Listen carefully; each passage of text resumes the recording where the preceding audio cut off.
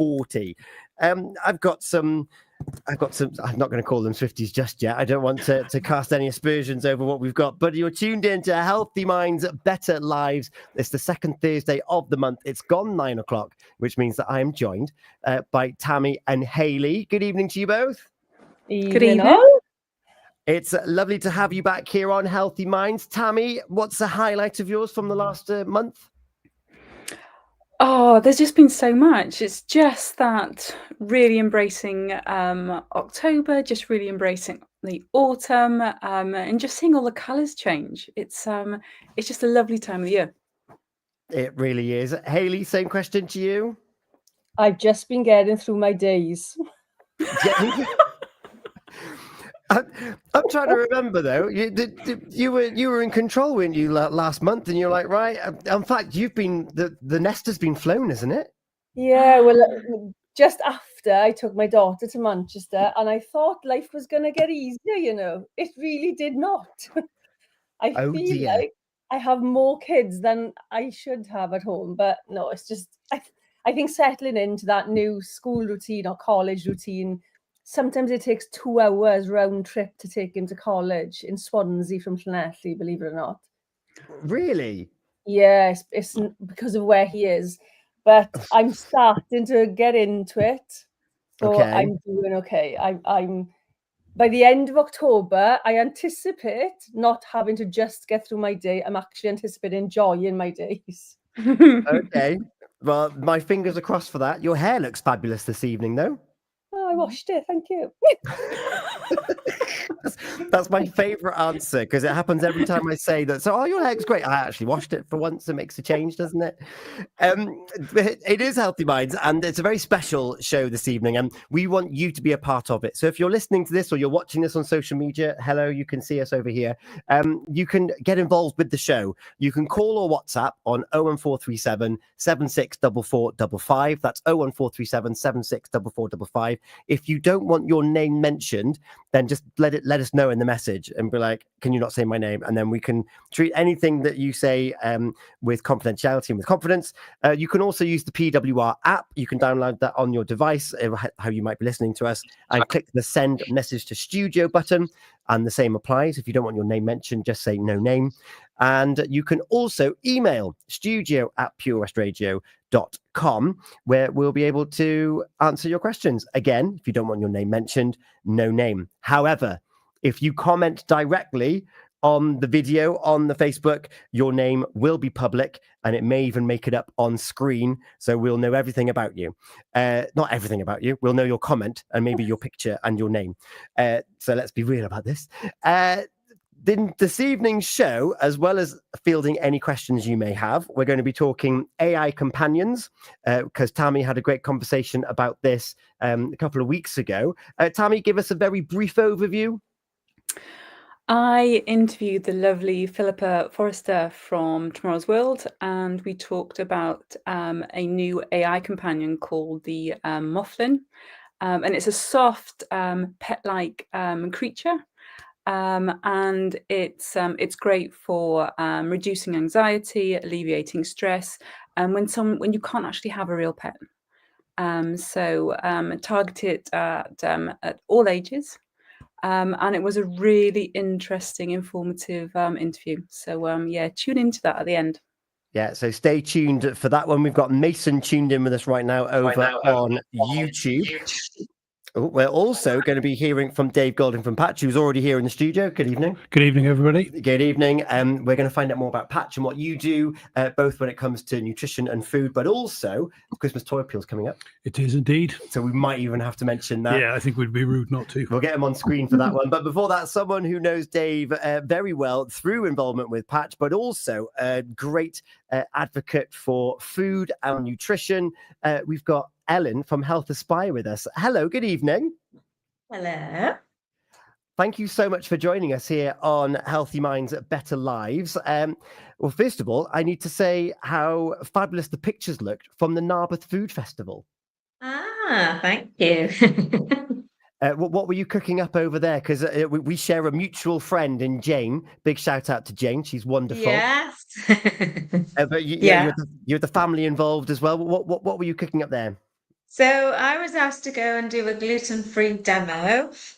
So I made some hazelnut and dark chocolate cookies, but they were gluten-free, dairy-free, refined sugar-free, and no flour. So I blended oats to make a flour, and then they were bound together with coconut oil and egg and some coconut sugar, and then they'd like dark chocolate and nuts in the top of them. So I made 101 cookies, just like the Dalmatians, and they went down very well. And then I made some savoury flapjacks, which is from my second cookbook, and then a gluten-free, dairy-free, sugar-free, vegan cheesecake that didn't have any cheese in it, but it was fermented with kombucha, which is like a fermented drink, which we'll talk about in a bit. But the best thing was that a little boy came up to me with his parents, and mum said, "Oh, he's really fussy, he doesn't like anything healthy," and he absolutely loved the non-cheesecake. So that was lovely. But there was about 100 people in the audience. So yeah, really nice feedback and comments. And yeah, so it was a nice experience. That's so cool, and perfectly highlighting just how complex food can be in this, well, not just in this day and age, just more highlighted.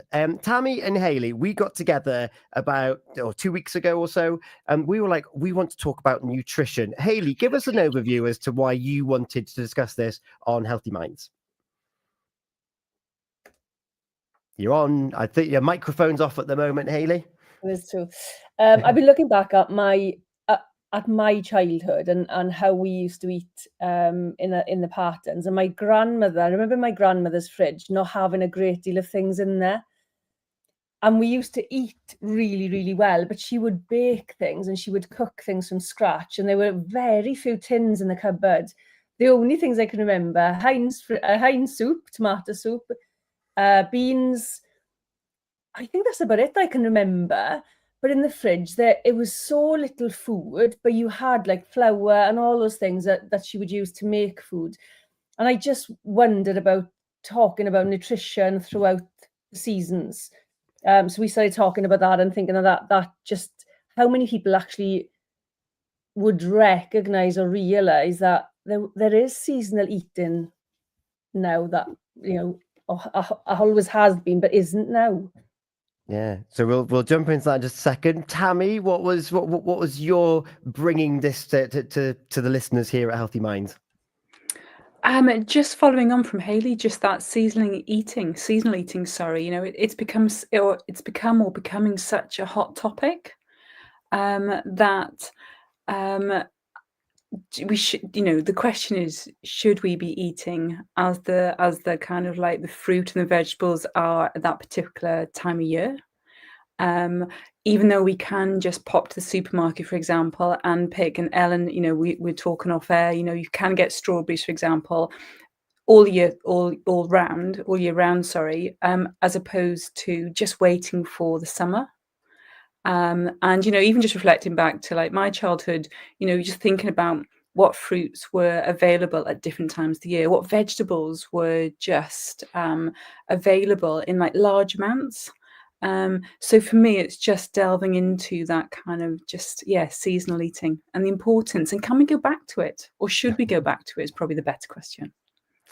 I'd love to know if you've got an opinion on this at home. Use those digits again, 01437 764455, or comment on the video about seasonal eating, what eating patterns you had growing up. We're going to jump into Ellen about these first. But before we go into the seasonal question that both Tammy and Hayley mentioned, Ellen, give us an overview. Why do we eat in the first place? And what are the different groups that we need to eat and that we should be aware of when we're consuming our food? Okay. So, I always try to relate it back to putting the right fuel in the car, and I've put the wrong fuel in the car twice, and it wasn't a good experience. And it's just that analogy, if you put the wrong fuel in the car, the machine isn't going to run as effectively. So if people are putting the wrong food in their body, like highly processed food. I mean, Joe Wicks is out there, isn't he, at the moment, talking about UPFs, which means ultra processed food. So if we're putting all these kind of fake foods and chemicals in our body, we're just not going to run as effectively. So that could mean in terms of energy concentration, mood, which is what the show is all about, the way we sleep, our kind of even irritability, if we feel more hungry because we're not eating the nutrition that we need. So it is about fueling the body for it to perform at its best. And then in terms of food groups, so you've got macronutrients, meaning largest, so protein, carbohydrates, and fat. So protein is, really essential for repair in the body. It's known as the building blocks of life. So lots of amino acids, meaning repair. So if you think of a bodybuilder, they'll be eating lots of protein because they're breaking muscle, they're repairing it. But I see a lot of people who don't eat enough protein, especially early on in the day. So if you're starting the day with, let's say, jam on toast or Frosties and milk, your sugar level's going to spike, your mood swings. By 10:30, your body's going to be craving more sugar to bring that kind of sugar level back up again. And if we're not eating like the right protein early on in the day and the right food, straight away, everything will be affected. So that's a bit on protein. So protein would be meat, fish, eggs, pulses, nuts and seeds. Then carbohydrates. So carbohydrate, pasta, rice, potatoes, oats, for example. So carbohydrates, they are normally needed then for energy. We're eating probably too many carbohydrates at the moment, the wrong type of carbs. So processed carbs, lots of white flour, for example, sugar would be a pure carbohydrate. And then complex carbs would be things like your whole grains. So brown rice would have like a little whole grain on it, meaning it's got more fiber. And then you've got fat. So back in the 50s, fat was demonized, and they sort of said, let's bring in all these fat-free products, and in those had lots of sweetener in. And then, there was lots of kind of all these low-fat yogurts, and we need fat for the brain. It's so essential for memory, for kind of every cell in the body needs fat to protect it, for skin health, hair, nails. So there are your three, and all the reasons why we need them. And that's then, you kind of bring yourself back to a Mediterranean diet, which would be all of those things. Sorry if that was a long answer. It's a great answer, particularly when the overall answer is move to the Mediterranean and have a wonderful Mediterranean diet. I'm all up for that one. We've got Zach over on YouTube. He's saying, just eat whatever you want. What's your answer to someone like that who's just saying, just eat whatever? I think, some people will feel invincible, and maybe they're eating junk food now and they think, I feel okay. But, if you kind of don't eat well for many, many years, that could have effect on things like your blood pressure, diabetes risks, mental health. So I think, when I've been in schools, I had a mum actually say to me, why don't you, because I was making like a banana flapjack, so it was just like a healthy alternative that could have been used as a breakfast. And she said, why can't you just let them have sugar? And I said, well, like it would have been a treat when I was young. We would have gone to Woolworths on Castle Square in Haverfordwest, and on a Saturday, and had 10 little things, and that would have been the treat. But sadly now the treat is all day, every day. We're just consuming far too much sugar. So you can kind of make such lovely, healthy food. I think people say, healthy food doesn't taste nice, but I think once you kind of get into cooking and you realize that actually it tastes so much better, doesn't it, and you feel so much better. So we'll just hopefully get Zach to maybe inspire him to get cooking and see what he can create, and turn him into a bit of a cook. Love that. Tammy, some of your summary thoughts.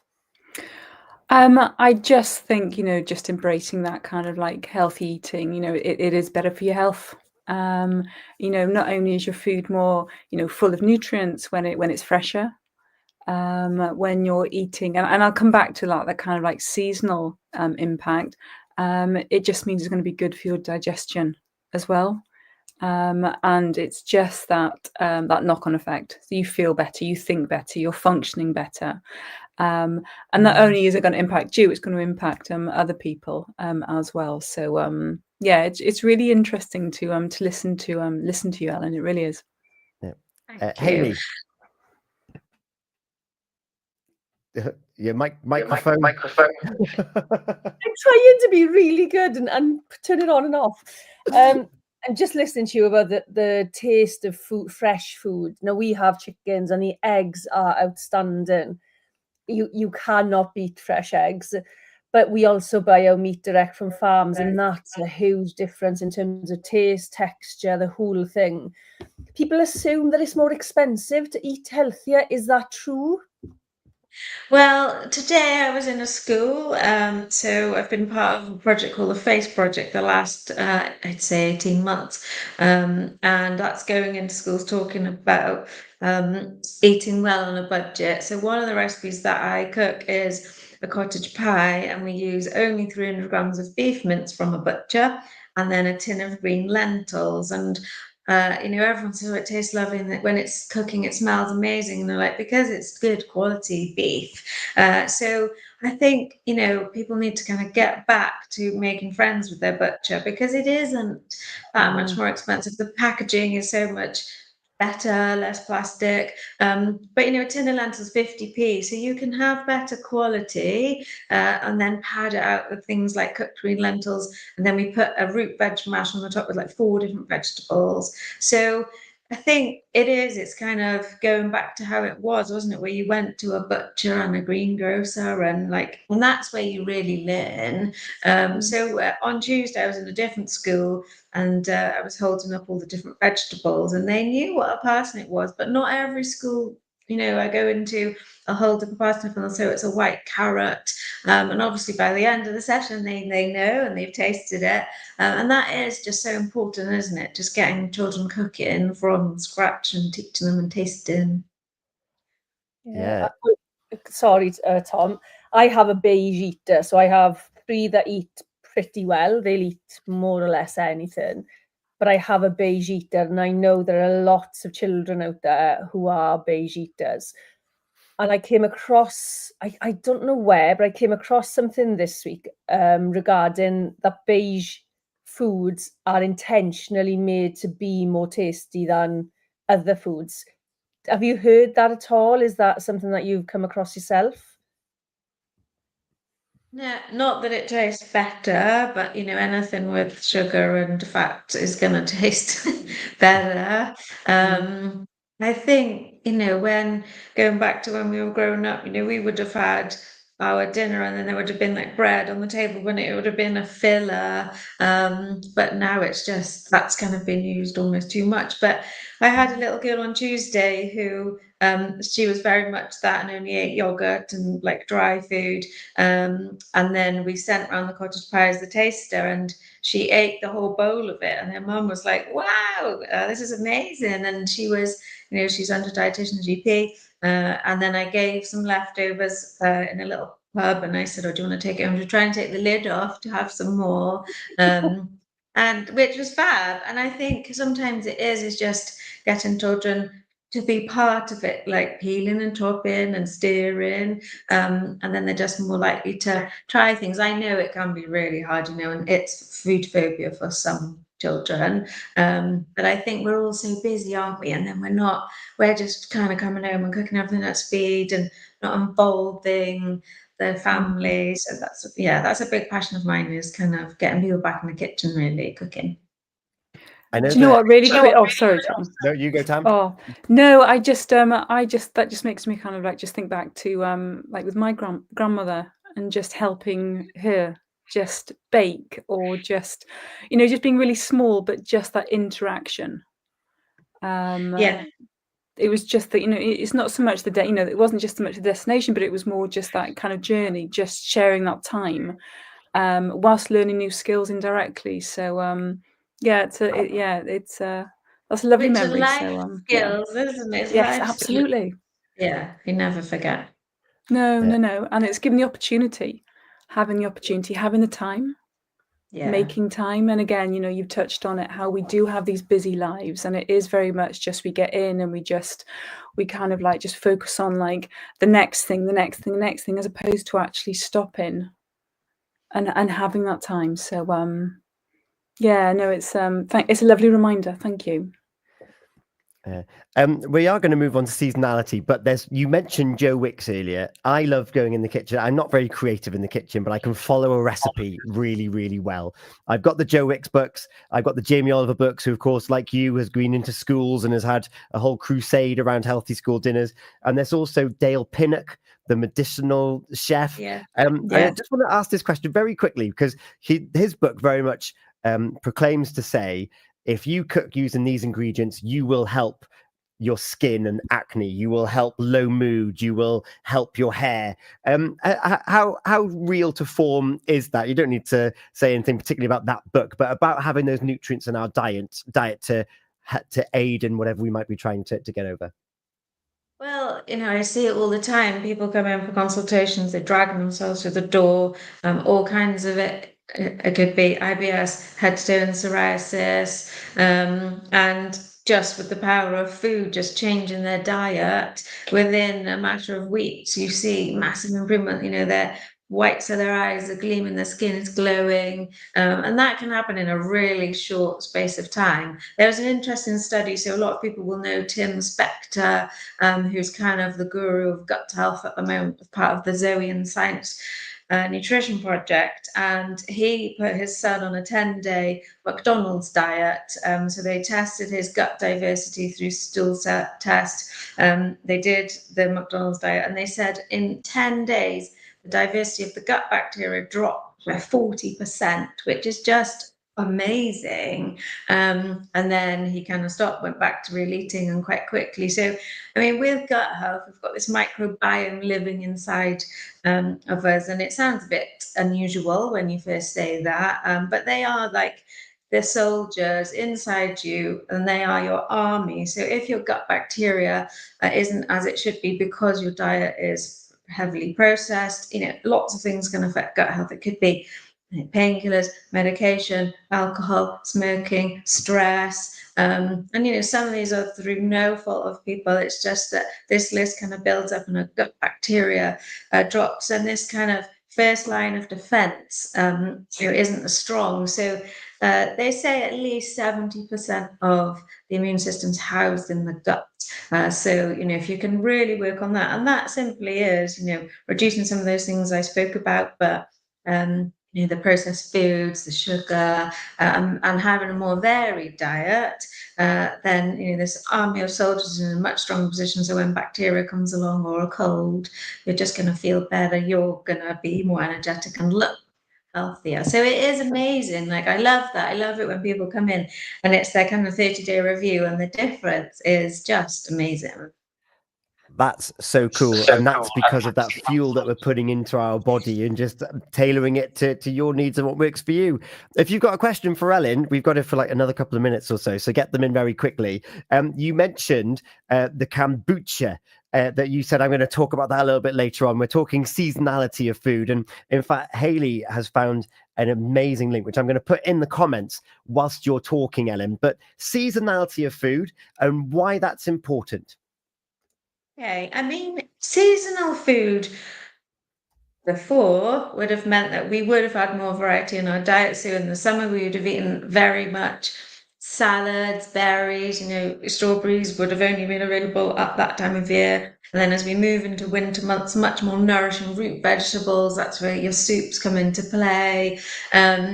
So with fermentation, so kombucha is the form of fermentation, that would have just been a way to kind of preserve our food. So, we'd have had abundance of vegetables. They wanted to preserve it, so they kind of fermented it, and it meant then that they had vegetable kind of all year long. So seasonal eating is important just because it kind of forces you to understand what's going on in nature, and helps that process. It also means that you're eating it at the time when it's at its best, rather than like force grown or flown in from other parts of the world.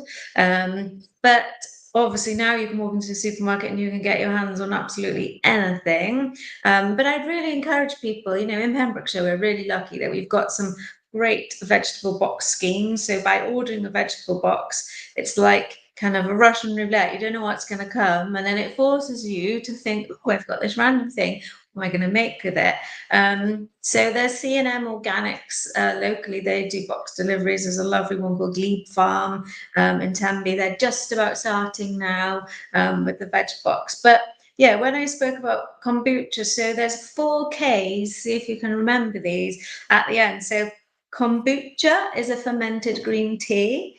Kimchi is a Korean, like a sauerkraut really, so that's fermented. So when we say fermented, it means it's teeming with good bacteria, kind of like when you have live yogurt, lots of good bacteria, and our soldiers, our army, they're going to love that.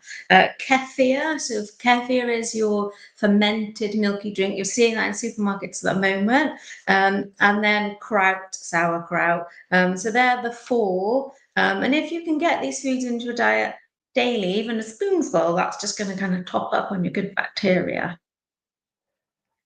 Love that. I'm intrigued. I'm going to put them both on the spot now. Hayley and Tammy, Hayley first. Have you ever considered diet when someone has come to you as part of working with you? Have you ever gone away and thought, have you tried changing this up of what you're ingesting? For myself or for my clients? Both. I'm going to give you the wiggle room.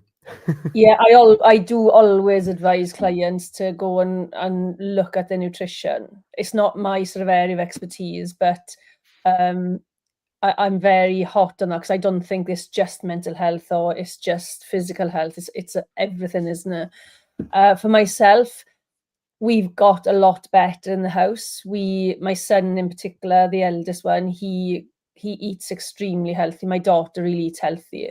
And our meals are mainly cooked from scratch.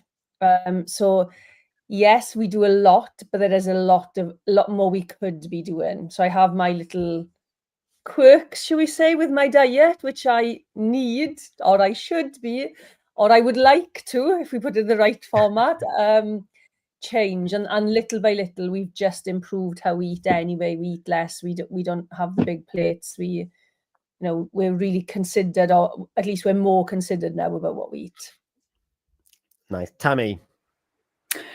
I feel like I've been food shamed. And spotlights on me. Yeah. All jokes aside, do try to eat healthy. Do fall into that habit of sometimes it is easier for yellow food, beige food, because it's that quick fix. And again, using the excuse of just being busy, whether it's in work, whether it's with family. And know that I should make more of a conscious effort, and just being reminded about that kind of like home bake, that home cooking that I grew up with. It's something that I should be doing more with children. So it's out there now, it's recorded, so I can't go back on that. Tune back in on the second Thursday of November to find out how she's got on. But Ellen, for those that do find difficult to find time to do it regularly, what's your thoughts on, right, I've got a Sunday afternoon, let's batch cook and let's freeze it. What impact is freezing our food going to have? Freezing is great. I mean, I use the freezer all the time, freeze everything, freeze, even things like, and when you're trying to save money, grate a block of cheese, put it in a bag, stick it in the freezer, use it when you want it. Even, I know you've said about bulk cooking, but buying frozen vegetables and using those for soups, because they're already chopped, they're prepped. So like a super quick cauliflower soup could be a bag of frozen vegetables, tin of coconut milk, tins of water, some spice, boil it, blend it, freeze it. But I think when you're saying about taking an afternoon now, I think some people think, oh, I've only got 2 days off and I just don't want to be doing that. I mean, the simplest way is if in your week you can bulk cook 3 of your dinners. So if you're having chicken curry, bolognese, cottage pie, just double that recipe on those nights. And then now next week you've already got 3 dinners. And then if on the other 2 nights you think, right, we'll have a quick thing on these nights. So that might be a stir fry, an omelette. And then you might think it's Friday, so we're going to have something here as a bit of a treat and a Sunday dinner. But I think bulk cooking is brilliant. Obviously, people got to have a freezer space, but it means when you bulk cook that you're kind of spending the money to do those 3 nights then at that moment. Otherwise, you go into the supermarket, don't you, and you spend £50 on nothing. You came out with a top and a new cup and some random things in the fridge, and then it's a waste. So I think if you sort of think, planning the week. I mean, I have people and they say, oh, I've planned out 7 nights, and I just think, by Friday you're throwing veg away. So it almost needs to be like 3 nights bulk cook, 2 nights quick things, 1 night's a treat, 1 night you might go out, or it's a Sunday dinner. But yeah, bulk cooking is good. We like bulk cooking. Hayley, any last thoughts or questions from you for Ellen? Yeah, what's your thoughts on convenience coming at a cost with food, with anything really, but in particular with food? I think, do you mean like the cost of this, like pre-ready meals, or? Well, just what is the actual cost of cooking for convenience as opposed to cooking for health?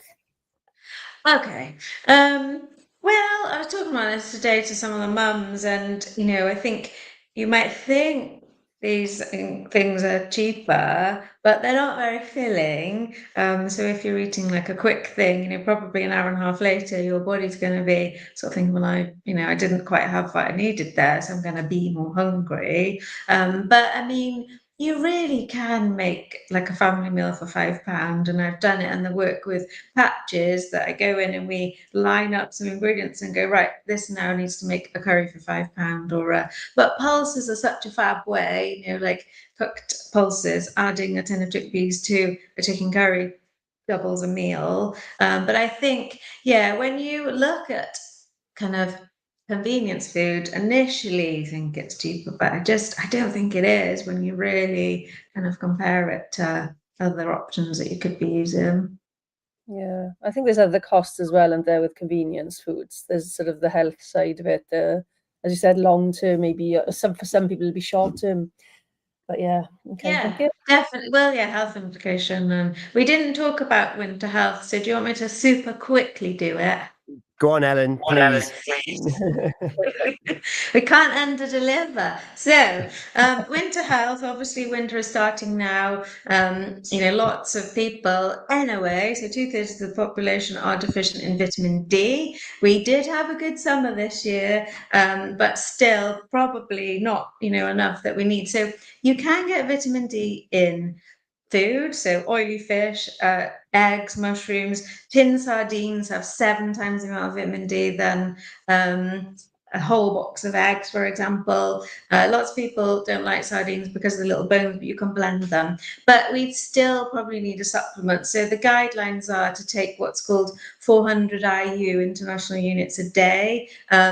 I would say if you can afford it, do a little vitamin D check. I mean, I did mine recently. It was £30, and I was still low even after the good summer. So now I'm taking 3,000 IU to get me to where I need to be, and then I'll drop to the maintenance level. So really think about vitamin D. So it's important for immune system, bone strength, brain health. So anyone suffering with seasonal affective disorder in January, when you feel quite low, that can be a sign, that you're just not having enough vitamin D. Eat the rainbow. So, that's where the vitamin C lies. The more colour, the more vitamin C. So peppers, all those beautiful coloured things. Lemons, adding lemons to water, really high in vitamin C. Limes into your water through the day. Putting in like better snacks, so dark chocolate, nuts, and really look after your gut health. So looking at those fermented foods, and just sort of getting those in on a weekly, daily basis. Amazing. I love it. Tammy, last thoughts from you. I really like that. Just like eat the rainbow. It's something that I really should be mindful of, because when you said about, you go into the shop, the supermarket, and you're going there with the intention to buy healthy, and you come out with a top and a cup, it sounds like you just follow me into the shop, because that's the kind of thing that I do. So I think for me, it's about planning. I need to be more mindful with my planning when I am going food shopping. Yeah, a veg box, and it forces you then, doesn't it? Challenge.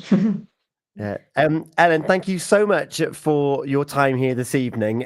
Dave's just nipped out of the studio. I was going to get his views whilst you were still with us. However, if we've got people that are with us right now, or they're watching this back or listening to this back, they want to find out more about Health Aspire, more about you and your different workshops and your school visits, where can they go? And have you got something coming up that people might be able to sign up to? So many things. So the Health Aspire website is probably the best place to look. So in order, on the 25th of October, 24th actually, Friday the 24th, Pembrokeshire College, I'm running a women's wellness evening with a guest speaker who's a local GP that I do some events with. So October is World Menopause Month. So the whole evening will be all about women's health. I think so far we've sold about 70 tickets, so we've got space for about 100. So we'd love tickets are just £12.50, because I just want it to be accessible to everyone. And at the end, then there's lots of energy balls. I think I have to make quite a few hundred of those. And kombucha, so everyone can try that. In November, I'm running a skin health event at Ash Farm in Kilgetty. That's a fab little place. They're talking about healing the skin from within. They'll be doing some lovely food. And then I'm running a retreat in Spain next week and Somerset in 3 weeks. So I'm always up to something. So have a look on the website. And I've just launched a new blog on the website, so recipes and like a little free from blog, so where people can find all the kind of best places to eat. So yes. Amazing. And what is the website link? Just healthaspire.co.uk.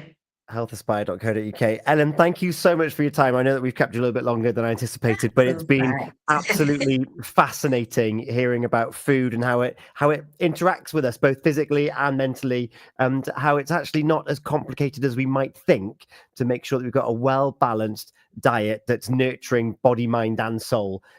So thank you so much for that. Dave's come back into the room. Hello, Dave. Hello. You've been listening in. I have. What's your diet like? Not very good.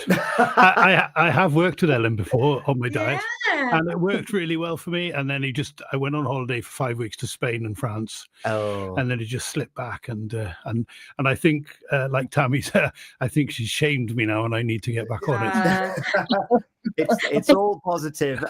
Dave, we're going to chat to you next about, so some people, they might not, like Ellen's talked about those veg boxes.